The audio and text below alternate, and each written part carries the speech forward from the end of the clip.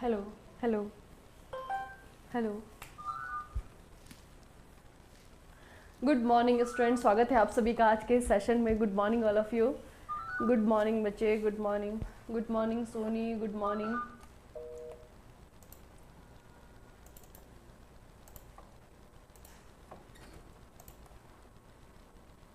चलिए बच्चे, जल्दी से क्लास को ज्वाइन कर लीजिए और इस क्लास को थोड़ा सा शेयर कर देते हैं।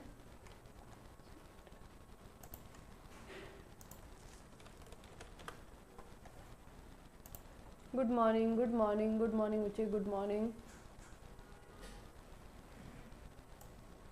चलिए, तो आज के सेशन के बारे में वैसा मैंने कल आपको बताया था, ठीक है, लेकिन दोबारा से आपको बता रही हूँ कि ये जो सेशन हमने स्टार्ट किए हैं स्पेशली आरआरबी जेई के लिए किए हैं। आरआरबी जेई में आपका जो वेटेज है सब्जेक्ट के अकॉर्डिंग, उसमें 10 नंबर का इन्वायरमेंट है, 10 नंबर का कंप्यूटर है, 10 नंबर का 15 नंबर का आपकी जीके है।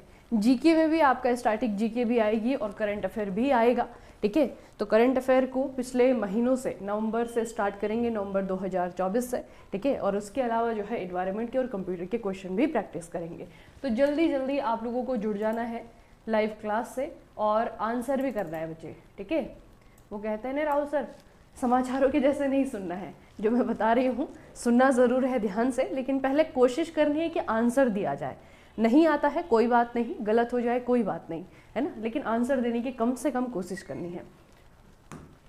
चलिए, अगला पहला प्रश्न है, खाली चट्टानों पर उगने वाले लाइकेन को क्या कहा जाता है। इन्वायरमेंट का क्वेश्चन है। लाइकेन जो है हमारे इन्वायरमेंट के लिए बहुत फायदेमंद चीज़ है, ठीक है। तो लाइकेन के बारे में आपको बताना है कि जो लाइकेन खाली चट्टानों पर उगते हैं उन्हें क्या कहा जाता है। गुड मॉर्निंग मैम,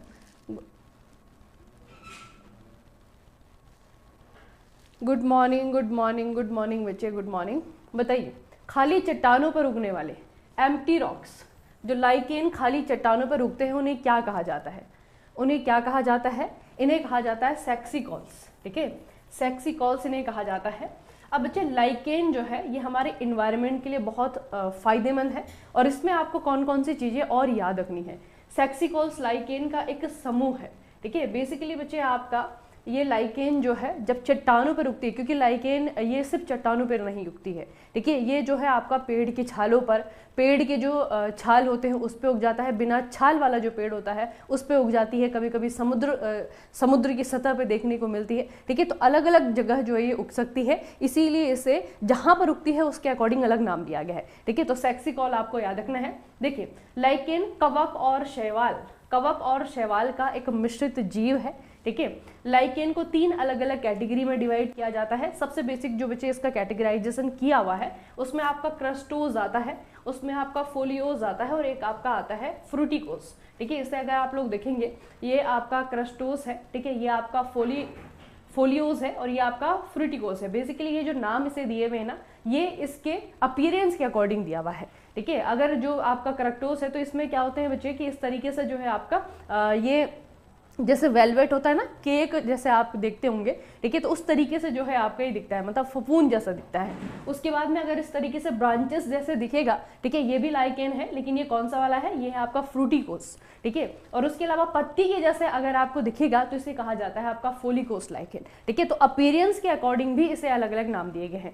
अब दूसरा जो कैटेगराइजेशन हुआ है वो हुआ है कि लाइकेन है कहाँ पर, मतलब कि कहाँ पर उगा हुआ है, उसके बेस में, उसके सरफेस में क्या है, ठीक है। तो उसके अकॉर्डिंग अगर आप देखेंगे, जैसे कि कॉर्टिकोलस है, कॉर्टिकोलस जो है ये पेड़ों की छाल पर उगते हैं, ठीक है, याद रखना, पेड़ों की छाल पे उगते हैं। फिर दूसरा आपका है लिग्निकोलस। लिग्निकोलस जो है ये लकड़ी पर उगते हैं, मतलब लकड़ी पे कहीं पे भी उग जाएगा, ये छाल पर उगे ये जरूरी नहीं, बिना छाल वाली लकड़ी पे उगता है, इसे जो है लिग्निकोलस कहा जाता है। फिर एक और है आपका, वो है टेरिकोलस। टेरिकोलस लाइकोन जो है ये मिट्टी पर उगते हैं, ठीक है। यहाँ पे देखिए आपका मिट्टी पर उगते हैं, और जो सिर्फ चट्टानों पर उगते हैं उन्हें कहा जाता है सेक्सिकॉलस, ठीक है। तो बच्चे, ये सारे के सारे जो है नाम है लाइकेन के, अलग अलग जगह ये उगते हैं, ठीक है। और ये क्या है, ये एक प्रकार का एक ऐसा जीव है जहाँ पर शैवाल भी होता है और जहाँ पे फंगस भी होती है, ठीक है। यानी कि कवक और शैवालों का जो मिक्सचर है उसे कहा जाता है लाइकेन, ठीक है। तो याद रखना, इतने प्रकार का होता है, अपीयरेंस के हिसाब से ये 3 प्रकार का है, और जहाँ पर उगता है उसके अकॉर्डिंग जो है आपका अलग अलग प्रकार का होता है, लेकिन उनमें से कुछ मैंने आपको बताए हैं जिनका नाम आपको याद रखना है। अगला प्रश्न है, निम्नलिखित में से किस क्षेत्र में प्रवाल भित्ति नहीं पाई जाती है? कोरल रीफ, प्रवाल भित्ति नहीं पाई जाती है।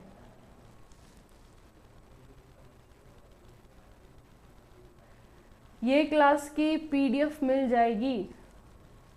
One second. देखिए ये बच्चे आपका रिकॉर्डेड तो यहीं पे मिलेगी, मतलब रिकॉर्डेड आपको जो है जब यूट्यूब पे प्लेलिस्ट बनी होगी RRB JEE CBT 2 general awareness, ठीक है, उससे नाम से आपकी प्लेलिस्ट बनेगी, वहाँ पे जो है आपकी ये क्लासेस आपको PDF में मिल जाएंगे, ठीक है। Make it easy mechanical mobile application है, यूट्यूब फ्री PDF जो है वहाँ पे आपका सेक्शन है, वहाँ पे क्लासेस मिल जाएंगे, ठीक है। उसके अलावा जब क्लासेस रिकॉर्डिंग की बात करें तो आपको चैनल पे जाएंगे आप, तो वहाँ पे मिल जाएंगे बच्चे, ठीक है। तो क्लासेस बाद में भी मिल जाएंगी और PDF दोनों ही आपको मिल जाएंगे। फिलहाल मुझे बताइए प्रवाल भित्ति जो कि बहुत ज़्यादा खतरे में है अभी, ठीक है, आपको पता है बच्चे विश्व की जो सबसे बड़ी प्रवाल भित्ति है, मतलब कि द ग्रेट बैरियर रीफ उसका नाम है, वो है आपका ऑस्ट्रेलिया के पश्चिमी तट पे, वो जो है बहुत ज़्यादा खतरे में है। जो आप लोग ये क्लाइमेट चेंज देख रहे हैं, क्लाइमेट चेंज के प्रभाव को झेल रहे हैं, वही क्लाइमेट चेंज के प्रभाव जो है जो हमारी बैरियर रीफ्स हैं वो भी झेल रही हैं, कोरल रीफ्स हैं वो भी आपके झेल रही हैं, ठीक है। तो ये बच्चे जो खूबसूरत मूंगा की चट्टाने, हिंदी में कहा जाता है मूंगा की चट्टाने, ठीक है, तो खूबसूरत मूंगा की चट्टाने, इन्हें जो है कोरल रीफ कहते हैं इंग्लिश में। आपको बताना है कि भारत में कौन सी जगह ये नहीं पाई जाती हैं, ठीक है। कैम्बे की खाड़ी, कैम्बे मतलब कि हिंदी में कहते हैं खंबात की खाड़ी, उसके बाद आपकी मन्नार की खाड़ी है, कच्छ की खाड़ी और लक्षद्वीप और मिनिकॉय द्वीप है। बताइए कौन सी जगह है भारत में जहां पर नहीं पाई जाती हैं?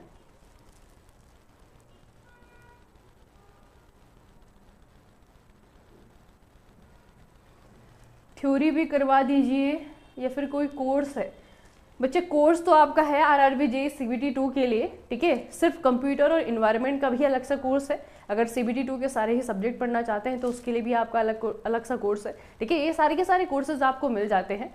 मोबाइल एप्लीकेशन है हमारा, उसे डाउनलोड करेंगे, वहाँ पे मिल जाएगा, वहाँ पे हमारे मोबाइल नंबर्स भी हैं। अगर कोई डाउट होता है, कोई कन्फ्यूज़न होता है तो मोबाइल नंबर पर कॉल करके जानकारी ले सकते हैं कि कौन सी चीज़ अवेलेबल है, कौन सी चीज़ नहीं है, ठीक है। तो सारे कोर्सेज बच्चे हैं। और आजकल जो आपका ये इन्वायरमेंट है, कंप्यूटर है, उसके अलावा आपका करंट अफेयर है, उसके अलावा आपका जनरल स्टडीज़ है, तो सभी के लिए जो है लाइव प्रैक्टिस बैच भी आपका शुरू हुआ है, आप उसे भी ज्वाइन कर सकते हैं, जिसमें कि टॉपिक वाइज, यहाँ पे तो बच्चे हम रैंडम किसी भी टॉपिक से क्वेश्चन लेकर के पढ़ रहे हैं ना, वहाँ पे जो है आपका टॉपिक्स वाइज जो है लाइव क्लासेस चलती हैं। और हर दिन जो है जैसे कंप्यूटर की अभी क्लासेस चल रही, तो हर दिन कंप्यूटर का एक टॉपिक लेकर के उसे MCQ प्रैक्टिस हम करते हैं, ठीक है।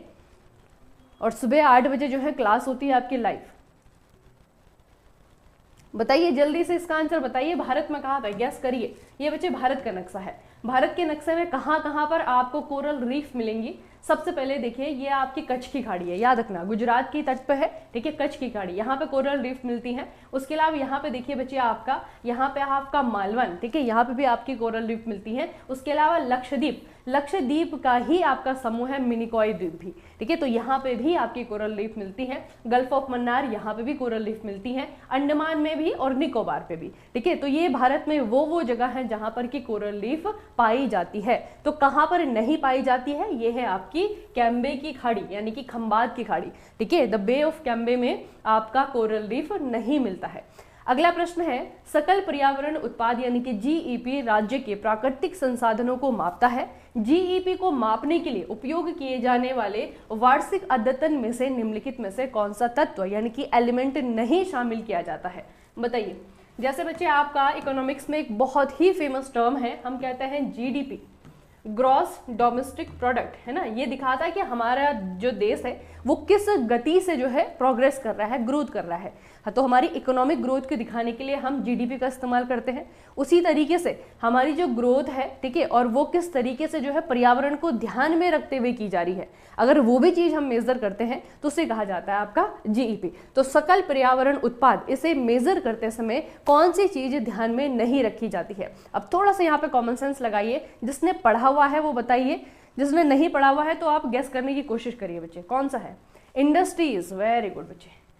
वन, नदियां, मिट्टी, उद्योग, है ना। तो ये बच्चे आपका नेचुरल इंडिकेशन को मेजर करने के लिए है। इसमें आपका वन भी आती है, नदियाँ भी आती है, मिट्टी भी आती है ना। इसमें चीज़ें देखी जाती हैं कि हमारे जो नेचुरल रिसोर्सेज हैं उनकी 2 साल पहले कैसी कंडीशन थी, अब जो है कैसी कंडीशन हुए, हमारे जंगल जो है 1 साल पहले कितने थे, अब हमारे पास में कितने जंगल रह गए। तो इस तरीके से जो है इन चीज़ों की ग्रोथ पे नज़र डाली जाती है, उनको मेजर किया जाता है। तो उसमें इंडस्ट्रीज का कोई लेना देना नहीं है, ठीक है, उद्योग जो है आपका नहीं मेजर किया जाता।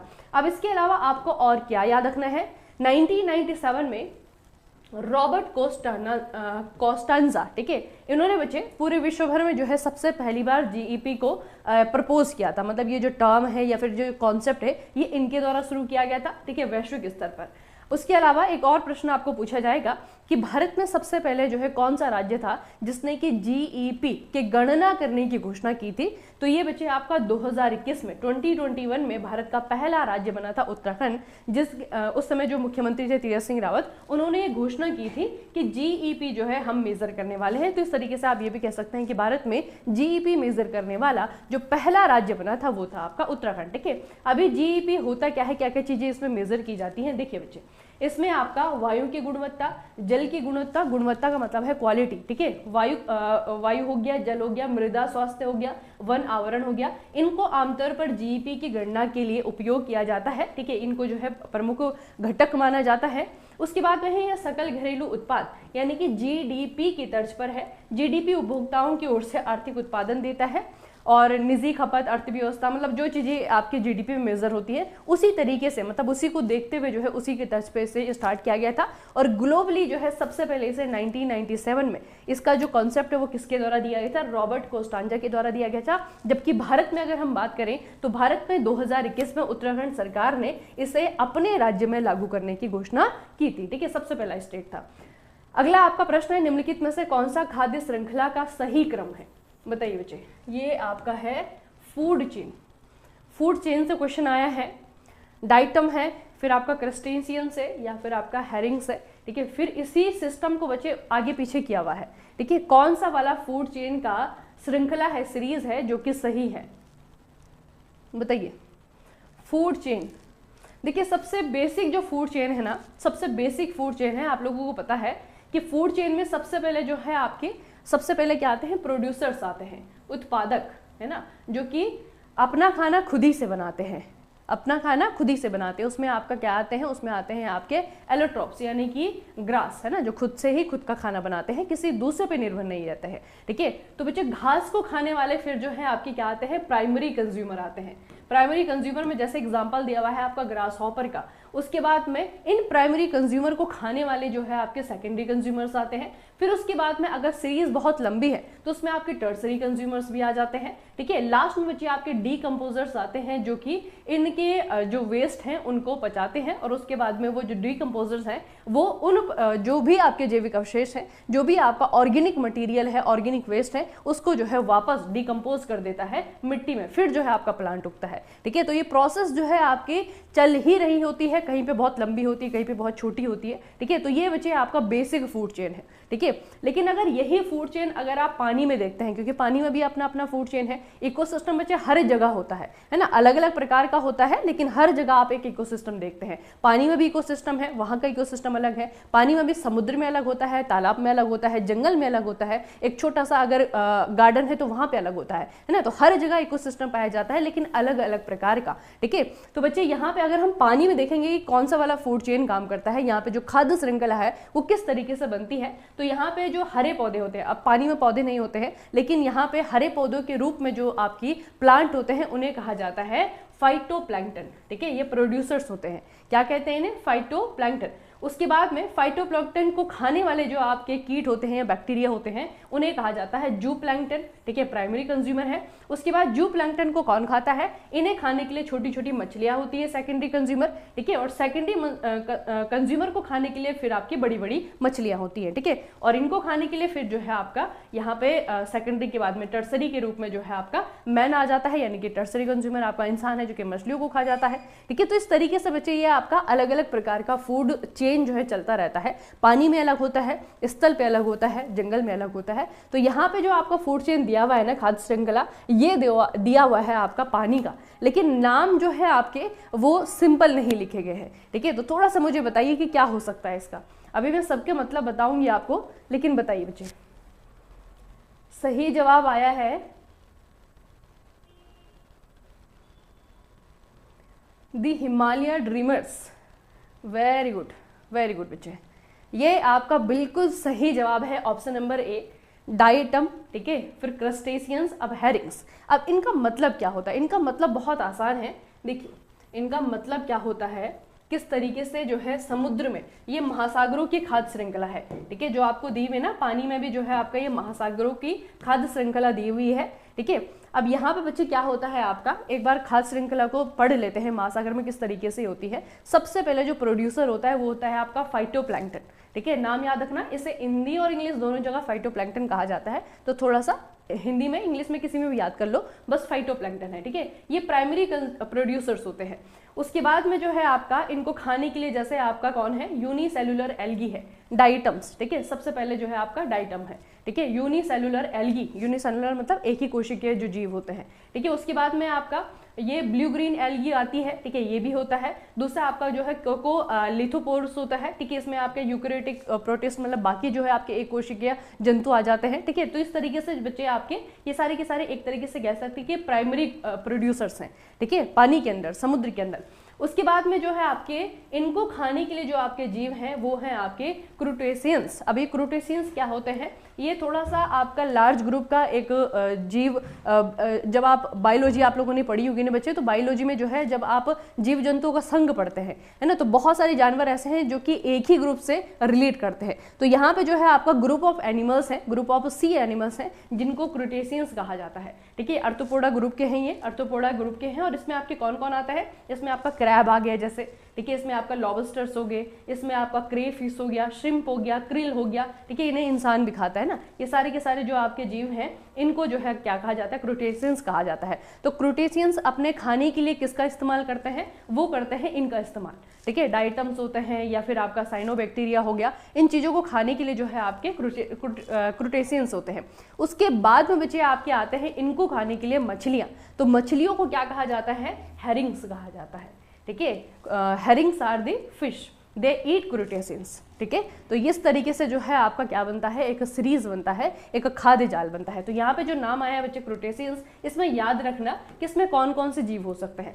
देखिए इसमें भी आपके क्या है, अलग अलग कैटेगरीज हैं, लेकिन जो सबसे ज़्यादा फेमस हैं या सबसे ज़्यादा पूछे जा सकते हैं, कॉमन जिनका इस्तेमाल होता है, उसमें आपका क्रैब भी आता है, उसमें आपका लॉबस्टर आता है, ठीक है, उसमें आपका श्रिम्प आता है, क्योंकि ये ऐसे प्रोडक्ट हैं, मतलब ऐसे जीव हैं जिनको कि इंसान के द्वारा कंज्यूम किया जाता है ना, इंसान इनको खाता है। तो इस तरीके से आपको याद रखना है कि अगर फूड चेन, अगर देखिए टेरेस्ट्रियल फूड चेन आएगा तो वहाँ पे आप आसानी से बता देंगे कि किसको कौन खाएगा, है ना। पहले आपका चूहा दिया रहेगा, सांप दिया रहेगा, इस तरीके से जो है आपके फूड चेन बनाए रहेंगे, वहाँ पे पहचानना बहुत आसान होता है बच्चों के लिए। लेकिन जो आपके ओशियंस के फूड चेन है या फिर तालाबों का फूड चेन है, तो वहाँ पे बस एक चीज़ याद रखिएगा कि वहाँ पे अगर प्राइमरी जो है आपका प्रोड्यूसर्स है, जो प्रोड्यूसर है, उत्पादक है, वहाँ पे पेड़ पौधे तो नहीं होते हैं, ग्रीन प्लांट नहीं होते, तो ग्रीन प्लांट की जगह क्या होगा, आपका होगा फाइटोप्लैंक्टन, ठीक है। फाइटोप्लैंक्टन आपको याद रखना है, या फिर कोई भी यूनिसेलुलर आपका जानवर होगा, जीव होगा, जो कि आपका प्राइमरी वहाँ पे प्रोड्यूसर होगा। उसके बाद में धीरे धीरे धीरे जो है आपकी सीरीज आगे बढ़ती जाती है। छोटी मछलियाँ हैं, फिर आपकी बड़ी मछलियाँ हैं,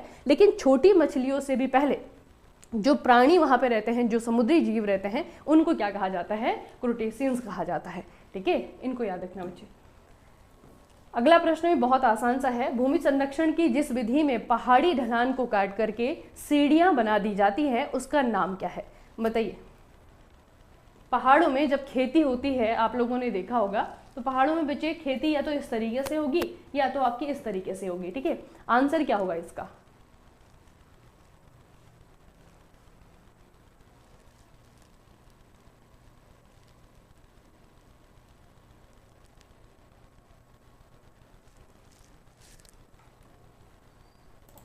बताइए।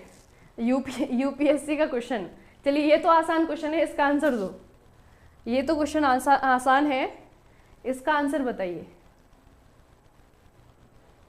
क्या कहते हैं बच्चे इसे, कौन सा आंसर होगा, समुच्च रेखीय ग्रिड सी, आच्छादन रोपण, पट्टीदार खेती या फिर सोपान कृषि।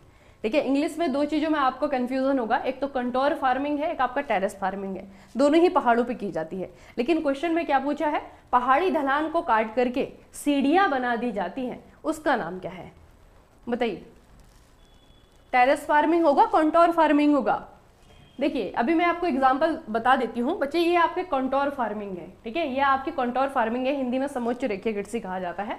उसके बाद में यहाँ पे देखिए आपकी ये है कवर प्लांटिंग, ठीक है।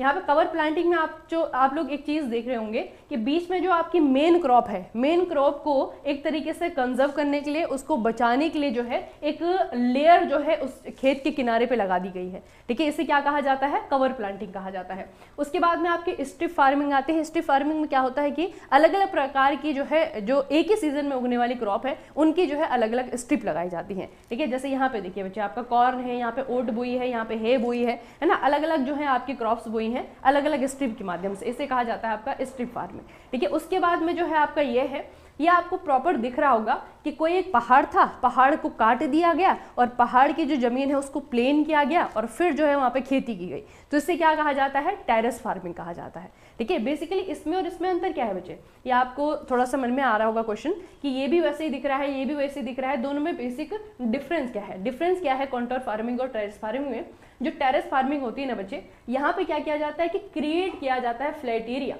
ठीक है। जो पहाड़ की स्लोप होती है उस स्लोप को काट करके जो है आपका क्रिएट किया जाता है, खेत बनाए जाते हैं, ठीक है, टेरेस फार्मिंग। उसके बाद में आपकी कंटोर फार्मिंग है, समुच्च रेखीय कृषि है। इसमें क्या किया जाता है, इसमें जो स्लोप है उसे जो है इस्तेमाल किया जाता है, ठीक है।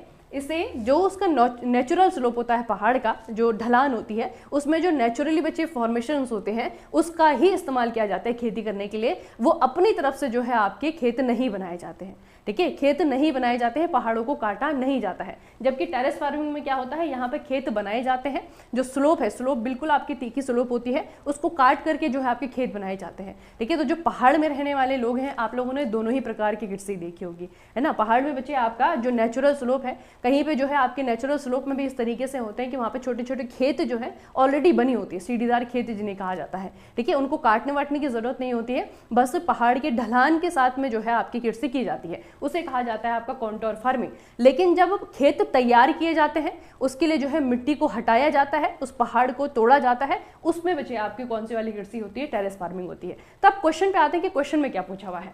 यहाँ पे पूछा हुआ है पहाड़ी ढलान को काट करके सीढ़ियां बना दी जाती हैं, तो क्या आएगा आपका, इसमें आएगा सोपान कृषि, ठीक है, टेरेस फार्मिंग, ठीक है। बेसिकली बच्चे यही दो डिफरेंस है इसमें, बाकी कोई भी डिफरेंस नहीं है। अगला प्रश्न है, निम्नलिखित में से किस दिन को राष्ट्रीय ऊर्जा संरक्षण दिवस के रूप में मनाया जाता है, बताइए कौन सी तारीख है।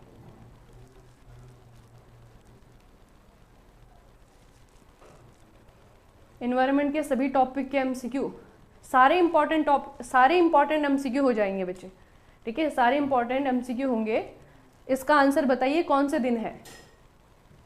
राष्ट्रीय ऊर्जा संरक्षण दिवस ये मनाया जाता है भारत में कब,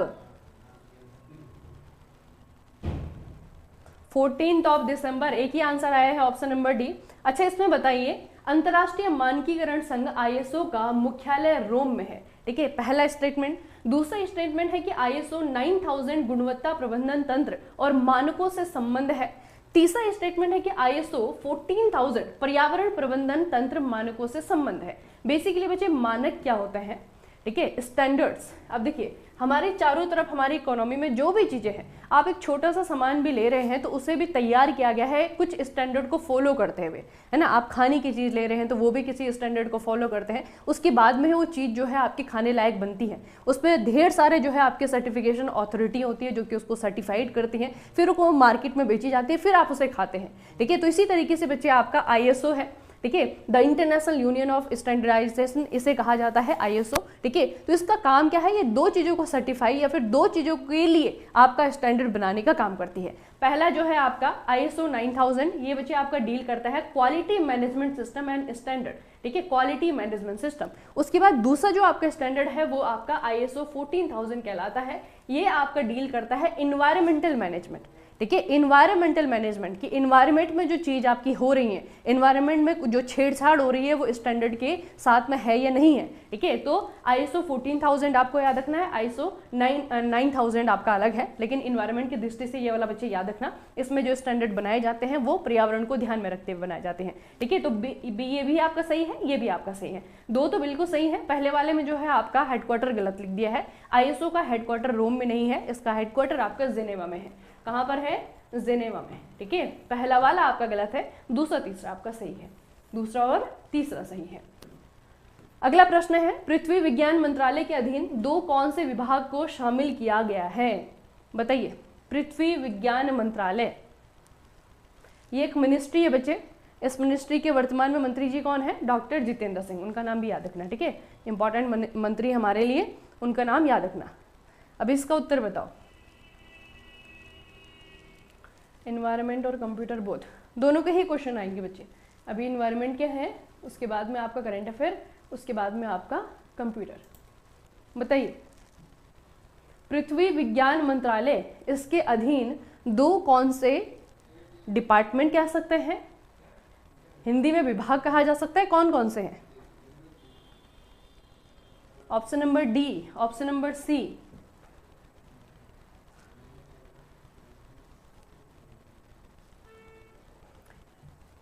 ना ही ऑप्शन नंबर डी है, ना ही ऑप्शन नंबर सी है। देखिए बच्चे, इसमें आपका महासागरों का विकास आता है और दूसरा भारतीय मौसम विभाग आता है, ठीक है।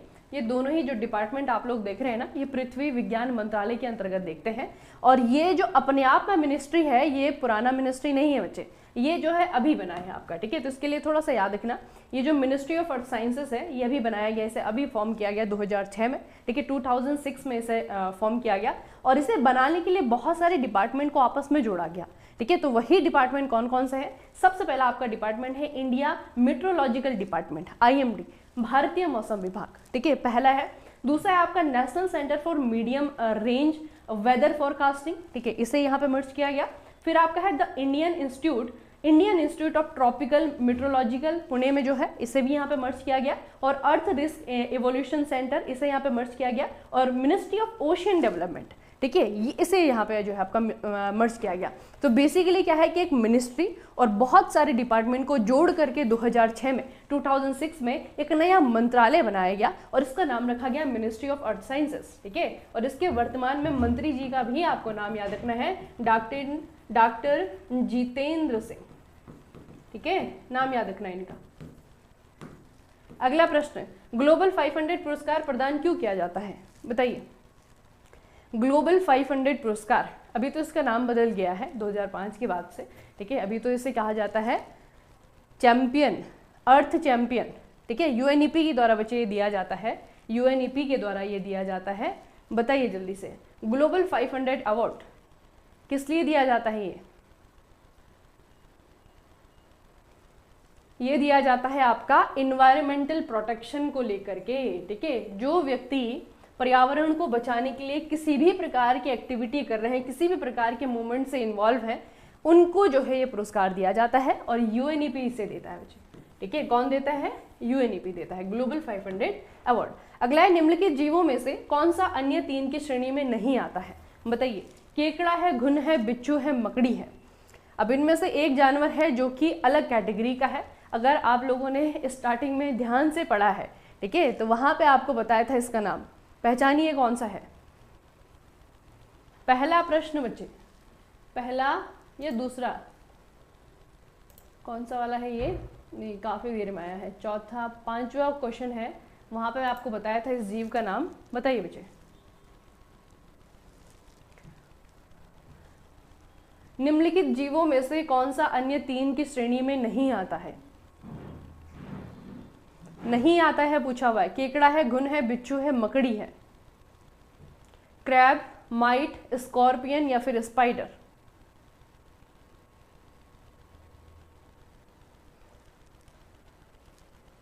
क्रैब, हिंदी में कहते हैं इसे केकड़ा, ठीक है। अब इसके लिए बच्चे कैटेगरी को हम पढ़ेंगे थोड़ा सा। ये जो बाकी आप जानवर देख रहे हैं ना, घुन है, बिच्छू है, आपका मकड़ी है, ठीक है, ये सारे स्कॉर्पियन और क्रैब, ये दोनों पहले तो बचपन में बहुत कंफ्यूजन होता है इन दोनों के बीच में। केकड़ा अलग होता है बच्चे, बिच्छू अलग होता है, और दोनों एक ही कैटेगरी के भी जानवर नहीं है, ठीक है। बिच्छू जो है ये अलग कैटेगरी से आता है, अलग ग्रुप से आता है, और केकड़ा जो है ये आपका अलग कैटेगरी से आता है, ठीक है। तो बेसिकली दोनों के ही मैं आपको बता देती हूँ। जो बच्चे आपका पहला जो फैमिली है, इन्हें कहा जाता है आपका एरेक्नाइट्स, ठीक है, एरेक्निड्स या फिर एरेक्नाइट्स। इसमें आपका माइट हो गया, स्कॉर्पियन हो गया, स्पाइडर हो गया, ठीक है। बेसिकली बच्चे इन जानवरों की जो विशेषता है, ये लगभग जो है कीड़े की ही प्रजाति के हैं, लेकिन इनमें जो है आपके क्या नहीं होते, इसमें सींग नहीं होते हैं, ठीक है। कीड़े के जैसे जो है इसमें एंटीना नहीं होते हैं, they do not have antenna. The orchids have 8 legs, इनके जो है 8 पैर होते हैं। इनकी सबसे बड़ी खासियत होती है कि इनके 8 पैर होते हैं, ठीक है। इनका जो किंगडम है वो एनिमेलिया है, और फाइलम जो है अर्थोपोडा है, ठीक है। फाइलम कौन सा है इनका, अर्थोपोडा है, ठीक है। तो सारे के सारे बच्चे आपके जो जानवर हैं, जीव हैं, वो इसी के एग्जांपल हैं। बाकी जो आपका क्रस्टेशियन था, ये मैंने आपको पहले भी बताया था, इसका फाइलम अर्थोपोडा ही है, लेकिन इसका किंगडम जो है एनिमेलिया है। साइंटिफिक नेम जो है इसका आपका क्रिस्टेशिया है। इसमें जो आपके एग्जांपल्स हैं उसमें आपका क्रेब्स आता है, लॉबस्टर्स आता है, श्रिम्प आता है, ठीक है। इसमें आपका वुडलिस आता है। इनमें से सबसे इंपॉर्टेंट यही 3 है वैसे, लॉबस्टर हो गया, श्रिम्प्स हो गया आपका, और क्रैब्स हो गया, ठीक है। ये तीनों ही बच्चे एग्जांपल है क्रस्टेशियंस के। जब मैंने आपको फूड चेन बताई थी ओशियंस की, है ना, तो वहां पे हमने देखा था कि सेकेंडरी कंज्यूमर के रूप में जो है क्रिटेशियंस वहां पे काम करते हैं, ठीक है। तो क्रैब हो गया, लोबस्टर हो गया, श्रिम्प्स हो गया, ये सारे के सारे जो है क्या है, क्रस्टेशियंस है, ठीक है। और ये भी आपका अर्थोपोडा ही फाइलम में पाए जाते हैं। अर्थोपोडा फाइलम बच्चे सबसे बड़ा है ना, इसमें जो है सबसे ज्यादा कैटेगरी के जीव होते हैं और सबसे ज्यादा जीव होते हैं। आप लोगों ने बेसिक बायो तो पढ़ी होगी ना, उसी में जो है आप लोगों ने पढ़ा होगा, सबसे बड़ा फाइलम है। अच्छा, अब करंट अफेयर की बात करते हैं। हाल ही में बुकर पुरस्कार 2024 से किससे सम्मानित किया गया है, ये लास्ट है। 2024 बुकर प्राइज के बाद में अभी तक 2025 वाला नहीं अनाउंस हुआ है, तो इसका आंसर बताइए।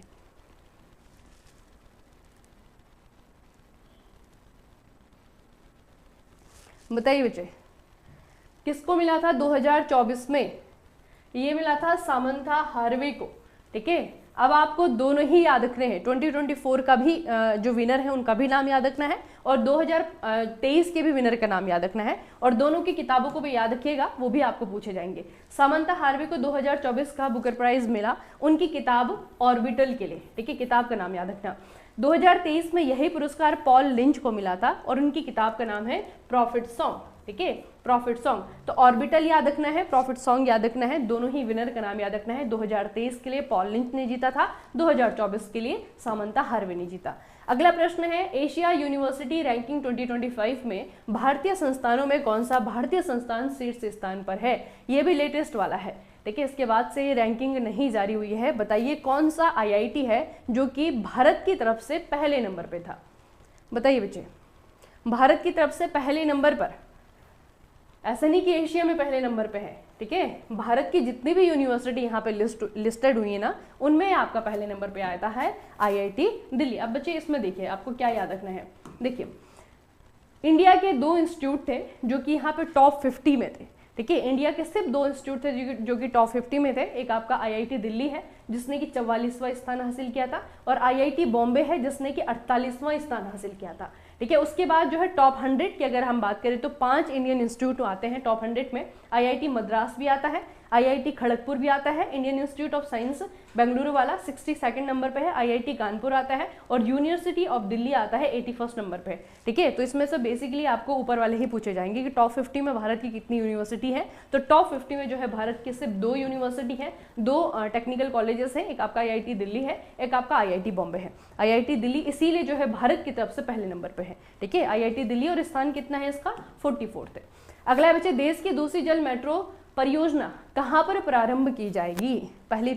पहली को याद रख लें, 2023 में आपको याद होगा, करंट अफेयर आप लोग पढ़ते हैं, 2023 में बच्चे केरल में पहली वाटर मेट्रो स्टार्ट की गई थी, और प्रधानमंत्री नरेंद्र मोदी के द्वारा इनॉग्रेशन हुआ था इसका, ठीक है। अब दूसरी पूछी है, हालांकि इसका इनॉग्रेशन नहीं हुआ है, लेकिन ये शहर तैयार है बच्चे दूसरी मेट्रो को अपने यहाँ पे चालू करने के लिए, बताइए।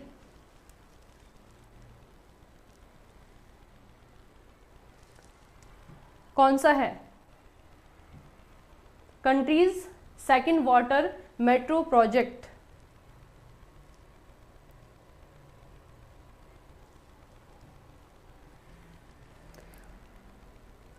चेन्नई,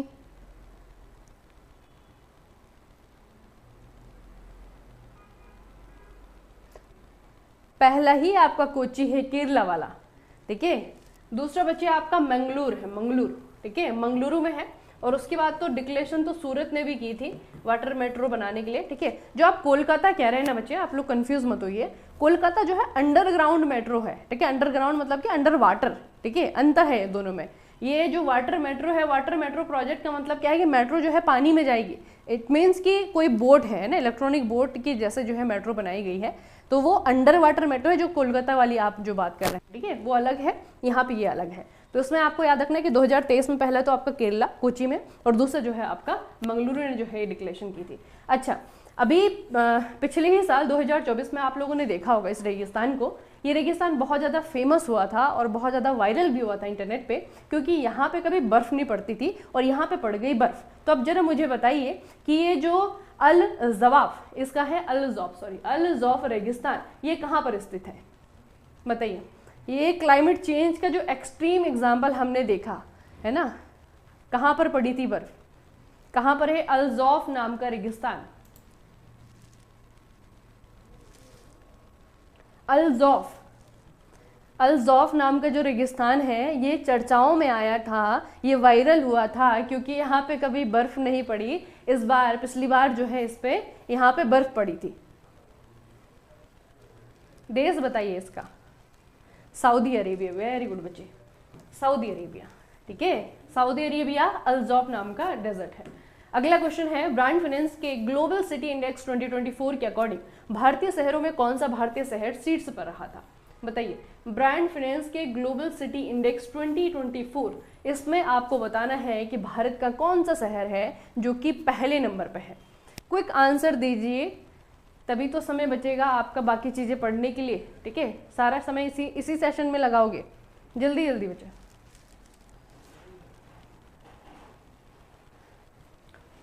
कौन सा शहर है? बी, नई दिल्ली, नई दिल्ली, ठीक है। ये आपकी लिस्ट रही टॉप 10 इंडियन सिटीज़ जो है इंडेक्स के अकॉर्डिंग, उसमें आपका दिल्ली आता है, फिर बेंगलुरु आता है, ठीक है। दिल्ली हो गया, बेंगलुरु हो गया, मुंबई हो गया, इन तीन को याद रखना टॉप 3 को। उसके अलावा ये पूरी की पूरी जो है टॉप 10 की लिस्ट है, ठीक है। तो ग्लोबल सिटी इंडेक्स 2024 में भारत का कौन सा शहर पहले नंबर पे? नई दिल्ली पहले नंबर पे। अच्छा, अब इसे थोड़ा सा ध्यान से पढ़ेंगे आप लोग। हाल ही में भारतीय संविधान के हस्तलिखित पांडुलिपि का प्रदर्शन कहाँ पर किया गया था बताइए। हमारा जो संविधान है उसे हाथ से लिखा गया, ठीक है, और उस पांडुलिपि का इनॉग्रेशन किया गया, इसका अनावरण किया गया। कहाँ पर किया गया? डाइवर्ट ट्रेड सेंटर में, शारजा अंतर्राष्ट्रीय पुस्तक मेले में, नई दिल्ली पुस्तक मेले में, या फिर मुंबई अंतर्राष्ट्रीय पुस्तक मेले पे? कहाँ पर किया गया? देखिए बच्चे, शारजा इंटरनेशनल बुक फेयर, ठीक है, शारजा इंटरनेशनल बुक फेयर चर्चाओं में रहा इस बार, क्योंकि कॉन्स्टिट्यूशन ऑफ इंडिया की बुक आप लोग देख रहे हैं।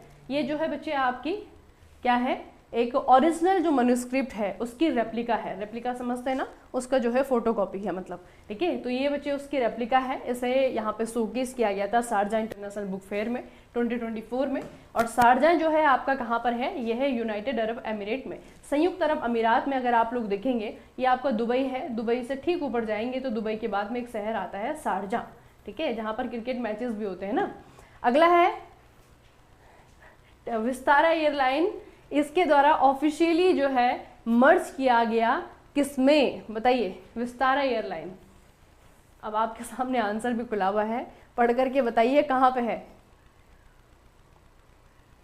विस्तारा एयरलाइन बचे ये मर्ज हो गई थी किसके साथ? इंडिगो के साथ, स्पाइस जेट के साथ, गो एयर के साथ, या एयर इंडिया के साथ में? पहले सिंगापुर एयरलाइन की जो है इसमें ज़्यादा शेयर थे, अभी सिंगापुर एयरलाइन के भी कुछ % शेयर हैं, लेकिन ज़्यादातर जो है ये मर्ज हो गई है बच्चे। तो अभी इसका मर्जर किसके साथ में हुआ है? इसका हुआ है एयर इंडिया के साथ में, ठीक है। एयर इंडिया टाटा ग्रुप के द्वारा ये अनाउंसमेंट किया गया था कि जो एयर इंडिया है उनका और विस्तारा, इन दोनों का ही क्या हो गया है? मर्जर हो गया है। अभी हुआ था नवंबर 2024 में, ठीक है। अगला है बच्चे, हाल ही में माँ मदर नाम की पुस्तक का विमोचन किसने किया था, और इसके राइटर का नाम भी आपको पूछा जा सकता है। ठीक है, तो एक बुक लॉन्च हुई है 2024 में, बुक का नाम है माँ मदर। देखिए बच्चे, ये किताब जो है इसे लॉन्च किया गया था हमारे जो यूनियन और हमारे जो union law and justice minister हैं, ठीक है, ये जो हमारे न्याय के और कानून मंत्रालय के मंत्री जी हैं मिस्टर अर्जुन राम मेघवाल, इनके द्वारा इस किताब का विमोचन किया गया था। ठीक है, और किताब को किसके द्वारा लिखा गया है, तो किताब के जो राइटर हैं उनका नाम है डॉक्टर देवेंद्र कुमार दोदावत।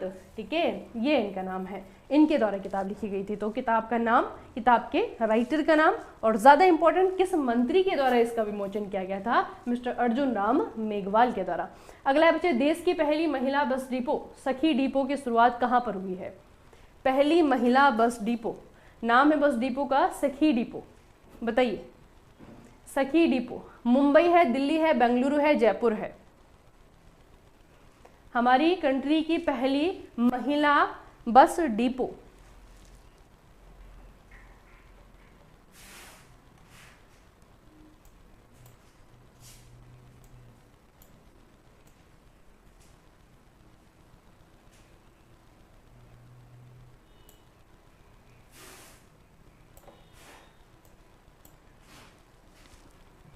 बताइए, आंसर देते जाइए। जैसे मैंने आपको कहा कि आपके पास में बहुत ज़्यादा समय नहीं है ना, मुझसे ज़्यादा तो आप लोग को पता है, बहुत सारे सब्जेक्ट अभी रिवाइज करने हैं, ज़्यादा समय नहीं है, जल्दी जल्दी आंसर करिए और सेशन खत्म करिए। और ख़त्म करने का मतलब ये नहीं है कि बस पढ़ा और एक कान से सुना दूसरे कान से निकाल दिया। ठीक है, इंपॉर्टेंट क्वेश्चन करवा रही हूँ, याद रखना ही नहीं। अगर क्वेश्चन सेम टू सेम नहीं भी आता है तो उसका एक्सप्लेनेशन जो बता रही हूँ उसमें से बहुत सारी चीज़ें ऐसे आएंगी जिसमें कि आने वाले क्वेश्चन में आप लोग क्या कर सकेंगे, वहाँ पे बच्चे आपका आप लोगों ने देखा होगा बहुत बार ऐसा होता है कि हमें आंसर एग्जैक्टली नहीं पता होता है, लेकिन एलिमिनेशन मेथड से हम लोग आंसर निकाल लेते हैं, है ना। तो उस स्थिति में होने के लिए नॉलेज होना चाहिए, तो नॉलेज जहाँ से मिल रहा है लेते जाओ बस। ठीक है,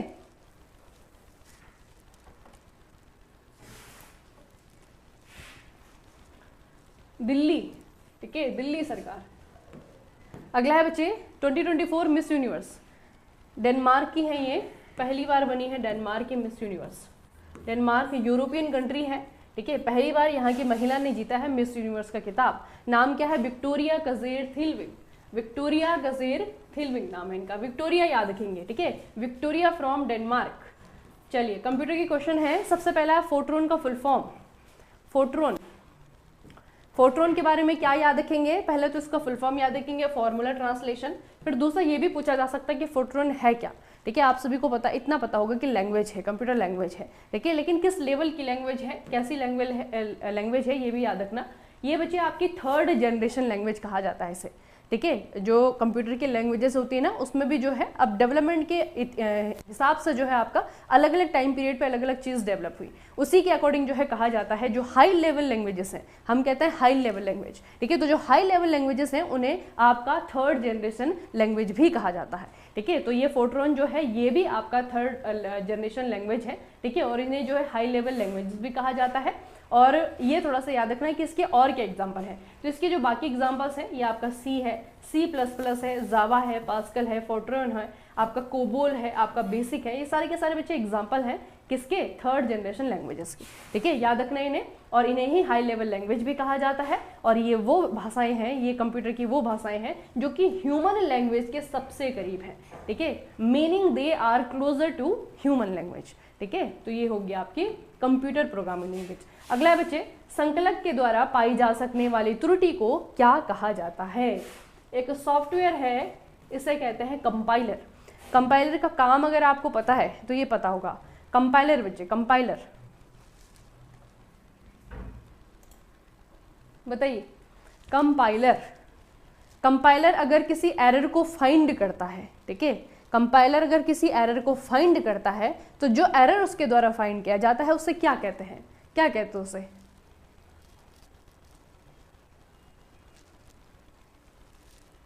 क्या क्या कहते हैं उसे। Option number A, very good, इसे इंग्लिश में याद रखना, ठीक है, सिंटैक्स एरर उसे कहा जाता है। दूसरे बच्चे कंपाइलर का काम हमेशा याद रखना, क्योंकि इसका जो है ज्यादातर इसका क्वेश्चन जो बनता है वो उसके काम से बनता है। क्या काम करता है? कंपाइलर ट्रांसलेट, ठीक है, तो पहले तो ये याद रखना है कि कंपाइलर क्या ट्रांसलेटर है? बिल्कुल ट्रांसलेटर है। क्या ट्रांसलेट करता है ये, क्या अनुवाद करता है ये? Translate source code with in a high level programming language into machine code, ठीक है। तो बच्चे यहाँ पे आप देखिए इसका आंसर कैसे कैसे बनेगा, किस तरीके से इसको ऑप्शन में हम लोग सरल कर सकते हैं, ठीक है, क्योंकि इसका जो क्वेश्चन है वो हर जगह जो है आपको अलग देखने को मिलेगा, ठीक है। कंपाइलर के काम क्या है? कंपाइलर एक ट्रांसलेटर के जैसे काम करता है। ये क्या काम करता है बच्चे? जो सोर्स कोड है, ठीक है, सोर्स कोड है, अब सोर्स कोड जो होता है वो हाई लेवल लैंग्वेज में लिखा जाता है, ठीक है। तो सोर्स कोड को मशीन कोड में कन्वर्ट करता है, ये भी हम कह सकते हैं, या फिर हम ये कह सकते हैं कि जो हाई लेवल लैंग्वेजेस हैं उनको मशीन लैंग्वेज में कन्वर्ट करता है, ताकि जो कंप्यूटर है, जो संगणक है, जो कंप्यूटर है, मशीन है, वो उस भाषा को आसानी से समझ सके, उसे प्रोसेस कर सके, ठीक है। और इस ट्रांसलेशन के प्रोसेस के दौरान वो कुछ एरर भी फाइंड करता है। तो जो एरर उसके द्वारा फाइंड किए जाते हैं उन्हें कहा जाता है सिंटैक्स एरर, ठीक है। आसान है ना? तो यहाँ पे बच्चे जब आपका ऑप्शन आएगा तो दो तरीके के ऑप्शन आ सकते हैं। सोर्स कोड को मशीन कोड में भी ट्रांसलेट करता है, ये भी सही होगा। और इस तरीके से अगर पूछा जाता है कि हाई लेवल लैंग्वेज को मशीन लैंग्वेज में कन्वर्ट करता है, तो वो भी आपका सही होगा, ठीक है। दोनों ही आपके सही होंगे। Programming language into machine code that computers can run, this process is essential for developing programs, ठीक है। जितने भी बच्चे प्रोग्राम बनते हैं, सॉफ्टवेयर बनते हैं, उनके लिए प्रोसेस बहुत ज़्यादा ज़रूरी है। नहीं तो जो प्रोग्रामर ने या फिर कोडर ने जो लैंग्वेज टाइप की है, जो उसने हाई लेवल लैंग्वेज का इस्तेमाल किया है, वो जो हमारी मशीनें हैं, वो जो हमारे कंप्यूटर्स हैं, वो नहीं समझ पाएंगे, ठीक है। तो जितने भी प्रोग्राम्स बनते हैं, जितने भी सॉफ्टवेयर लिखे जाते हैं, वो जो है बनने के लिए कंपाइलर का होना बहुत ज़रूरी है, ठीक है। इस प्रोसेस का होना बहुत ज़रूरी है। तो कंपाइलर आपको याद रखना है ट्रांसलेटर के रूप में काम करता है। अगला बच्चे, इंटरनेट का मानक प्रोटोकॉल क्या है? सबसे बेसिक सा क्वेश्चन है यहाँ आपका, इंटरनेट से कौन सा है? Standard protocol of internet, TCP, IP, Java, HTML या फिर फ्लैश? कौन सा है? टीसीपी आईपी, टीसीपी आईपी, ठीक है, टीसीपी आईपी। अब देखिए ये इंटरनेट पे, वैसे इंटरनेट पे बच्चे आजकल के ज़माने में क्योंकि फंक्शन बहुत ज़्यादा हो रहे हैं ना, हम इंटरनेट का इस्तेमाल बहुत सारी चीज़ों में कर रहे हैं और लगातार जो है अपने जो एप्लीकेशन है इंटरनेट के प्रति वो बढ़ाए ही जा रहे हैं, उसका काम जो है लगातार बढ़ा ही रहे हैं। तो जैसे जैसे काम बढ़ेगा उस तरीके से जो है प्रोटोकॉल भी बढ़ते जाएंगे, है ना। तो बच्चे प्रोटोकॉल जो अभी आपके मेन एग्जाम में पूछे जाते हैं, इस्तेमाल होने के लिए तो बहुत सारे प्रोटोकॉल्स हैं, लेकिन जो एग्जाम में पूछे जाते हैं उन प्रोटोकॉल्स में आपको बता रही हूँ, आपको याद रखना है उनका नाम, शॉर्ट फॉर्म और उनकी फुल फॉर्म, ठीक है। फुल फॉर्म में बहुत ज़्यादा पूछे जाते हैं। सबसे पहले आपका टीसीपी आईपी है। आईपी का मतलब होता है इंटरनेट प्रोटोकॉल, ठीक है। टीसीपी मतलब होता है ट्रांसमिशन कंट्रोल प्रोटोकॉल। बिना इसके इंटरनेट पर कोई चीज़ नहीं हो सकती है, देखिए। इंटरनेट पे कोई छोटी चीज़ हो रही है, कोई बड़ी चीज़ हो रही है, छोटी से छोटी, बड़ी से बड़ी, जो भी चीज़ें हो रही है इंटरनेट पे, वो इस प्रोटोकॉल को फॉलो करने से हो रही हैं, ठीक है। दूसरा आता है बच्चे आपका मेल का। जो ईमेल हम एक जगह से दूसरी जगह भेज रहे हैं ना, वो इस प्रोटोकॉल को फॉलो कर रहे हैं, SMTP, simple mail transfer protocol. उसके बाद में आपका पीपीपी आता है, पॉइंट टू पॉइंट प्रोटोकॉल। फिर आपका एफटीपी आता है, जो डेटा इधर से उधर जाता है फाइल को ट्रांसफर करने के लिए, फाइल ट्रांसफर प्रोटोकॉल इससे कहते हैं। उसके बाद में आपका एचटीटीपी आता है, hyper text transfer protocol. HTTP के बिना आप लोग देखते हैं कि हमारे जो वेबसाइट्स हैं, है ना, जो वेब पेजेस हैं, उन पे हमारा जो एक्सेस होता है वो इसी प्रोटोकॉल को लेकर के होता है। नहीं तो वेबसाइट में आप लोग कभी एक्सेस ही नहीं कर सकते हैं, उसके वेब पेजेस को कभी एक्सेस नहीं कर पाएंगे बिना इस प्रोटोकॉल के, ना। तो ये प्रोटोकॉल है। उसके बाद में आपका एचटीटीपीएस है, ये इसी का जो है सिक्योर वर्जन है, हाइपर टेक्स्ट ट्रांसफर प्रोटोकॉल है, सिक्योर वर्जन है। उसके बाद में आपका टेलनेट आता है, टर्मिनल नेटवर्क किसे कहते हैं, POP3 है, पोस्ट ऑफिस प्रोटोकॉल 3 है। फिर आपका IPv4 है और आपका IPv6 है। ये जो IP है ना, IP के जो लेटेस्ट वर्जन है, ये भी पूछा गया था एक बार एग्जाम में कि IP का सबसे लेटेस्ट वर्जन क्या है। तो ना तो IP5 होता है बच्चे, ना ही IP7 होता है, ये ऑप्शंस में दिए जाते हैं। तो आपको याद रखना है कि लेटेस्ट वाला जो है इसे कहते हैं IPv6, ठीक है। अब यहाँ पे पूछा हुआ है इंटरनेट का स्टैंडर्ड प्रोटोकॉल है। जैसे मैंने आपको कहा कि इसके बिना जो इंटरनेट पे चीज़ें हो रही हैं, चाहे छोटी से छोटी चीज़ें हैं, चाहे बड़ी से बड़ी चीज़ें हैं, वो पॉसिबल नहीं है, और वो है आपका TCP और IP, ठीक है। ये है स्टैंडर्ड प्रोटोकॉल।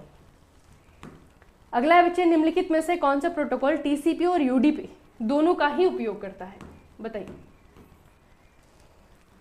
इनमें से कौन सा प्रोटोकॉल है जो TCP और UDP दोनों का ही प्रयोग करता है? अब इस क्वेश्चन को करने के लिए पहले हमें यूडीपी को पता करना होगा, ठीक है। टीसीपी तो ट्रांसमिशन कंट्रोल प्रोटोकॉल होता है, यूडीपी क्या होता है, यूजर डेटाग्राम प्रोटोकॉल होता है, ठीक है। और दोनों ही जो आपके प्रोटोकॉल होते हैं इनके माध्यम से क्या होता है, डेटा सेंड किया जाता है, रिसीव किया जाता है, ठीक है। सेंड किया जाता है और रिसीव किया जाता है। तो ये जो प्रोसेस होती है ये होती है आपकी ईमेल में, और ईमेल में हम कौन सा प्रोटोकॉल इस्तेमाल करते हैं, SMTP। तो SMTP ऐसा प्रोटोकॉल है जो TCP का भी इस्तेमाल करता है और UDP का भी इस्तेमाल करता है। अगला प्रश्न बच्चे आपका SRAM। SRAM का मतलब क्या है, रैम जो है अलग अलग प्रकार की आती है, उसमें से एक प्रकार है SRAM। इसका फुल फॉर्म क्या है, इसका फुल फॉर्म क्या है बताओ।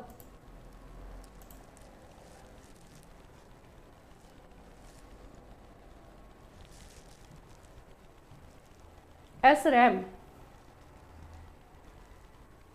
रैम का तो पता है ना, बस S का बताना है आपको। रैम का पता है random access memory, random access memory, random access memory, ठीक है। S का मतलब स्पेशल है, सुप्रीम है, स्टैटिक है या फिर स्टेबल है, क्या मतलब है, static, very good, static RAM, random access memory, ठीक है। अब रैम का हिसाब भी बच्चे वही है जैसे इंटरनेट पर मैंने आपको प्रोटोकॉल बताया, जिस तरीके से टेक्नोलॉजी आपके आगे जा रही है उसी तरीके से जो है प्रोटोकॉल बढ़ते जा रहे हैं। वही हिसाब जो है आपका रैम का भी है, जैसे जैसे आपका हर चीज़ का नया वर्जन बनता है ना, हर चीज़ जो है आपकी नई तरीके से बनाई जा रही है। तो रैम में भी आज जो है प्रकार ऐसे नहीं कि पहले तो हम पढ़ते थे 3 ही प्रकार की होती है, अभी ऐसा नहीं कि 3 ही प्रकार की, उसमें भी जो है आपके क्या है अलग अलग वर्जन आए हैं। तो बेसिक जो प्रकार है उसमें बच्चे इनको थोड़ा सा याद रखना, इनकी फुल फॉर्म बहुत बार पूछी जाती है। एक तो आपका SRAM है, स्टैटिक रैंडम एक्सेस मेमोरी से कहते हैं कि आपका DRAM होता है, डायनेमिक रैंडम एक्सेस मेमोरी होती है, ठीक है। और उसमें भी आपका एक और होता है SDRAM, ठीक है, इसे कहते हैं सिंक्रोनस DRAM, सिंक्रोनस DRAM। तो कम से कम इन तीनों को याद रखना, बाकी तो उसमें बहुत सारे वर्जन अभी देखने को मिलते हैं रैम में, लेकिन कम से कम इन तीनों की फुल फॉर्म याद रखना, ठीक है, स्टैटिक की, डायनेमिक की और सिंक्रोनस। अगला है बच्चे आपका परम, किसका एग्जाम्पल है, कंप्यूटर अगर आप पढ़ रहे हैं, RRB JEE CBT 2 की तैयारी कर रहे हैं तो परम तो कम से कम आपने 2-3 बार तो सुन ही लिया होगा। परम क्या होता है, क्या है बच्चे, किस चीज़ का एग्जाम्पल है, सुपर कंप्यूटर है, लैपटॉप है, PC है या फिर आपका PDA है, क्या है ये, क्या है ये, सुपर कंप्यूटर का एग्जाम्पल है, ठीक है। परम is the example of super computer, ठीक है। और ये भारत में कहते हैं ना, ये क्वेश्चन आता है इंडिया का पहला सुपर कंप्यूटर कौन था, तो भारत का पहला सुपर कंप्यूटर परम 8000 था, ठीक है, परम 8000। और इसे कब लॉन्च किया गया था, 1991 में लॉन्च किया गया था। किसके द्वारा बनाया गया था, centre for development advance computing यानी कि CDEC के द्वारा इसे डेवलप किया गया था। और ये जो आपका सेंटर है ये कहाँ पर है, ये है महाराष्ट्र के पुणे में। और इसको बनाने वाली जो टीम थी उस टीम लीडर का नाम बताइए, ये भी क्वेश्चन पूछा जाता है। तो ये बच्चे आपका डॉक्टर विजय भाटकर की लीडरशिप में बना था, ठीक है। तो इतनी चीजें आपको परम 8000 के बारे में याद रखनी है। अगला प्रश्न है, निम्नलिखित में से क्या एक संदेश से गुप्त कोड को प्राप्त करने के लिए स्क्रैम्बल्स करता है, बताइए। सीक्रेट कोड, सीक्रेट कोड को तोड़ता है ये भी कह सकते हैं, सीक्रेट कोड को बनाता है ये भी कह सकते हैं, बताइए कौन है बच्चे, इनमें से कौन सी प्रोसेस है। बेसिकली ये जो है आपकी ऑडिट है, UPS है, फायरवॉल है और इनक्रिप्शन है। अब व्हाट्सएप आप लोग चलाते हैं, पता होगा आपको, डेटा इनक्रिप्शन, व्हाट्सएप आपको एक फैसिलिटी प्रोवाइड करता है ना, डेटा को इनक्रिप्ट करता है।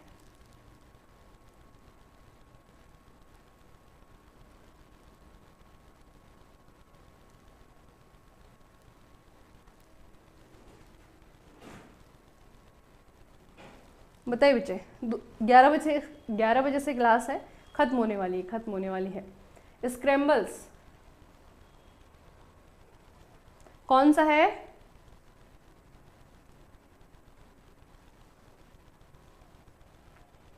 इनक्रिप्शन, ठीक है।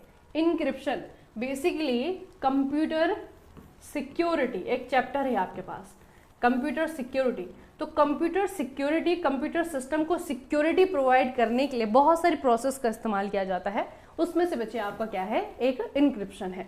इंक्रिप्शन में क्या होता है कि जो आप डेटा लिख रहे हैं या फिर जो आपका पर्सनल डेटा है उसको इंक्रिप्ट कर दिया जाता है, मतलब कि ऐसी भाषा में उसे कन्वर्ट कर दिया जाता है जो किसी के समझ में ना आए, ठीक है। उसको सिर्फ जो है जो जिसे आपने भेजा होगा बस वही उसे पढ़ पाएगा, दूसरा जो है उसे नहीं पढ़ पाएगा, है ना। तो रिसीवर है और आपका सेंडर है, बस जो लिखा हुआ है वो उन दोनों के को ही पढ़ा जाएगा, बीच में जो है उसे कोई नहीं पढ़ सकता तीसरा, ठीक है। तो इस प्रोसेस को कहा जाता है इंक्रिप्शन। अच्छा, माइक्रो प्रोसेसर कंप्यूटर का दिमाग है, उसे क्या कहा जाता है? कंप्यूटर का माइंड यानी कि सीपीयू, सेंट्रल प्रोसेसिंग यूनिट। अब सेंट्रल प्रोसेसिंग यूनिट का जो मुख्य भाग है उसे कहते हैं माइक्रो प्रोसेसर, है ना। यहाँ पे डेटा को प्रोसेस किया जाता है, इसे एक तो माइक्रो प्रोसेसर कहा जाता है और दूसरा इसे माइक्रो चिप भी कहा जाता है, ठीक है। माइक्रो प्रोसेसर कहिए, चिप कहिए, एक ही बात है। अगला बच्चे आपका फोटोन है, ये कौन से सेक्टर के लिए उपयोगी है? प्रोग्रामिंग लैंग्वेजेस, ठीक है। उसमें से आपका 3D जनरेशन कहिए, हाई लेवल लैंग्वेज कहिए, उसका एग्जांपल है फोटोन। तो फोटोन के बारे में बताइए कि ये कहाँ पर कौन से सेक्टर में इस्तेमाल होती है। देखिए बच्चे, फोटोन के बारे में थोड़ा सा, अभी तो हमने इसका फुल फॉर्म पढ़ा था, फुल फॉर्म के अलावा क्या आता है। फोटोन जो है ना, ये डेवलप किया गया था IBM के द्वारा, ठीक है। इसका फुल फॉर्म है आपका फॉर्मूला ट्रांसलेशन। फोटोन जो है आपका पहला कंप्यूटर लैंग्वेज था, ठीक है, पहला कंप्यूटर लैंग्वेज स्टैंडर्ड था जिससे कि डेवलप किया गया था IBM के द्वारा। उसके अलावा इस लैंग्वेज को कहाँ पर इस्तेमाल किया जाता है? तो साइंटिफिक कंप्यूटिंग में इस्तेमाल किया जाता है, न्यूमेरिक कंप्यूटेशन में इसका इस्तेमाल किया जाता है, ठीक है। और इसे जो है आपका 1950 में सबसे पहले डेवलप किया गया था, किसके द्वारा? जॉन बेकस के द्वारा, ठीक है। जॉन बेकस के द्वारा फोर्ट्रेन को सबसे पहले डेवलप किया गया था 1950 में। तो बच्चे इनके बारे में भी इतना याद रखिएगा, साइंटिफिक कंप्यूटिंग में भी इस्तेमाल होता है और न्यूमेरिक कंप्यूटेशन में भी इसका इस्तेमाल होता है, ठीक है। तो जो बड़े बड़े सुपर कंप्यूटर्स हैं ना, बेसिकली वहाँ पे इस्तेमाल करने के लिए फोर्ट्रेन को बनाया गया था। तो इसमें क्या आएगा आपका? Scientific purpose, scientific purpose. अगला बच्चे कंट्रोल शिफ्ट और ऑल्ट, इन कुंजियों को क्या कहा जाता है? बताइए। अब ये आज की कक्षा का आपका अंतिम प्रश्न है, जल्दी से इसका आंसर बताइए कि जो कीबोर्ड की 3 कीज हैं इनको कंबाइनली क्या कहा जाता है? कंट्रोल है, शिफ्ट है, ऑल्ट है, कौन सी कीज हैं ये? और उसके अलावा बच्चे ये जो क्लासेस आपकी हैं यहाँ पे कंबाइन MCQs आप लोग देख रहे हैं, ठीक है। कंबाइन MCQs हैं, ये इस तरीके से क्लास चलती रहेगी। जब करंट अफेयर खत्म होगा तब आपका स्टैटिक जीके शुरू हो जाएगा, ठीक है। उसके अलावा आपको अगर टॉपिक वाइज रिवीजन करना है, टॉपिक वाइज रिवीजन करना है, तो उसके लिए हमारा MCQ बैच है, वहाँ पे आप लोग खुद को इनरोल कर सकते हैं। उसके लिए आपको जाना है मेक इट इजी, ठीक है। मैकेनिकल मोबाइल एप्लीकेशन है, वहाँ पे जाएंगे और वहाँ पे बहुत सारे मोबाइल नंबर भी आपके दिए हुए हैं, वहाँ पे उनको कॉल कर सकते हैं कुछ अगर आप लोगों को कन्फ्यूज़न होता है तो, ठीक है। सुबह 8 बजे क्लास होती है, उसकी लाइव क्लास होती है। उसमें डिफरेंस क्या है बच्चे? कंटेंट का डिफरेंस नहीं होता है, डिफरेंस होता है स्ट्रेटेजी का, है ना। ऑब्वियस सी बात है कि अगर कुछ बच्चों ने पैसे दिए हुए हैं, कोर्स लिया हुआ है, तो थोड़ा सा एलिबरेटली जो है उनको पढ़ाया जाता है, टॉपिक वाइज जो है वहाँ पे पढ़ाया जा रहा है, ठीक है। तो यहाँ पे जो है आपके बहुत सारे मिक्स क्वेश्चन है, अलग अलग टॉपिक से जो है आपके रैंडम क्वेश्चन आ रहे हैं, लेकिन वहाँ पे जो है आपका टॉपिक वाइज रिवीजन करवाया जा रहा है। और उसकी थोड़ी सी एक हमारी बाध्यता भी होती है, उन बच्चों के प्रति थोड़ा सा ये भी होता है कि टाइम के अंदर जो है उसे खत्म करना है, ठीक है। तो उसकी क्लासेस बच्चे रेगुलर बेसिस पे होती है, छुट्टी के दिन भी, संडे के दिन भी, ठीक है। उसकी क्लासेस जो है आपकी रोज होती हैं। मॉडिफायर कीज कहते हैं इन्हें क्या कहते हैं? Modifier keys. कंट्रोल है, शिफ्ट है और ऑल्ट है, ये तीनों जो है आपकी कीज हैं कीबोर्ड की और इन्हें कहा जाता है आपका मॉडिफायर, ठीक है। चलिए फिर अब आपकी दूसरी क्लास स्टार्ट होने वाली है, कल जो है मिलेंगे फिर से। कल शिवरात्रि है, आई थिंक कहीं छुट्टी ना हो, ठीक है। नहीं होती तो फिर मिलेंगे, अगर होती है तो तब हम परसों मिलेंगे, नहीं होती तो कल ही मिल जाएंगे, ठीक है। चलिए फिर आज का सेशन यहीं पर समाप्त करेंगे, मिलेंगे फिर नेक्स्ट सेशन में। तब तक के लिए पढ़ते रहिए, बढ़ते रहिए अपना